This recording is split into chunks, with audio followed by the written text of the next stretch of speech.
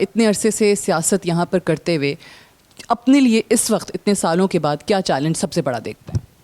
جی یہاں پہ میں سمجھتا ہوں کہ جو مسلمان ہیں ان کے لیے نمبر 1 جو چیلنج ہے وہ اسلاموفوبیا ہے.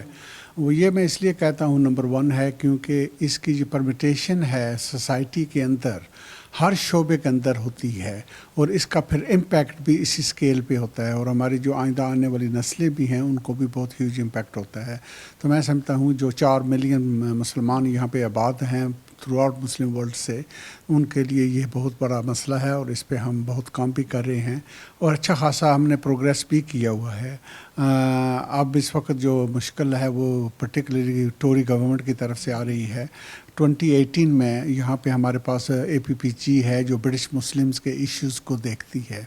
تو انہوں نے مل کے باقاعدہ اکیڈیمک کو لے کے، لوئرز کو لے کے، political community leaders, faith leaders کو لے کے ایک ڈیفینیشن تیار کیا تھا جس کے تھرو ہمیں پتہ چل سکے، جو معیار ہو کہ یہ چیز اسلاموفوبک ہے.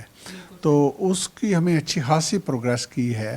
بہت سی پولیٹیکل پارٹی، بلکہ میں یہ کہہ سکتا ہوں تمام پولیٹیکل پارٹی ایکسیپٹ ٹوری پارٹی جو کنزرویٹو پارٹی ہے جو گورنمنٹ کے اندر ہے، سب نے اس ڈیفینیشن کو ایکسیپٹ کیا ہوا ہے. تو آپ یہ کہہ سکتے ہیں کہ جتنے بھی یہاں ریلیجس ڈسکرمنیشن چیزیں ہوتی ہیں، آدھی جو ہوتی ہیں وہ مسلمانوں کی ہوتی ہیں، باقی سب میں تقسیم ہوتی ہیں. تو یہ سکیل ہے، تو کلیئر ایویڈنس ہے. یہ گورنمنٹ کا چیلنج جو ہے وہ یہ ہے کہ اسلاموفوبیا سے آپ نے کس طریقے سے لڑنا ہے. افضل خان صاحب کے حوالے سے یہ بھی بتا دیں کہ ہم نے پہلے بھی ذکر کیا تھا کہ 50 لیبر MPs ایسے ہیں جنہوں نے غزہ کے اندر سیز فائر کے حق میں ووٹ دیا. کچھ ایسے بھی ہیں جو کہ پاکستانی نژاد ہیں، برطانوی اراکین پارلیمنٹ، لیکن انہوں نے ابسٹین کیا. اس پہ بھی میں ذرا بعد میں آتی ہوں کہ کیوں کیا اور کیا وجوہات تھیں.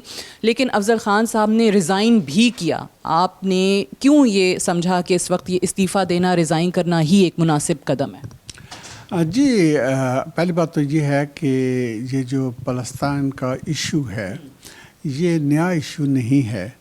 یہ بیسیکلی کشمیر کی طرح بہت پرانا ہے. اوور 75 ایئرز کا ایشو چل رہا ہے.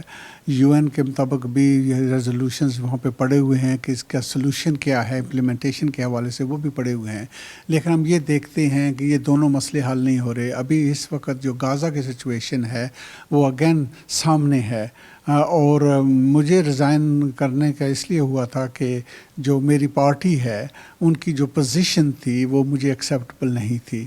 اس کی پوزیشن میں یہ سمجھتا تھا کہ جس مقدار میں جو انسنٹ فلسطینین ہیں ان کے نقصان ہوا ہے، جو سویلین ہیں، جو عورتیں ہیں، جو بچے ہیں، اس وقت کوئی 8,000 تک ہم پہنچ چکے ہیں. جو بچے تھے ان کا تو کوئی قصور نہیں ہو سکتا نا، باقی کسی کا تو آپ کہہ سکتے ہیں آرگیومنٹ کہ ہے یا نہیں ہے. تو جب اس اسکیل پہ لاسز ہو رہی ہیں تو ہمیں سیز فائر نہ کہنا یہ خود جرم نظر آتا ہے مجھے.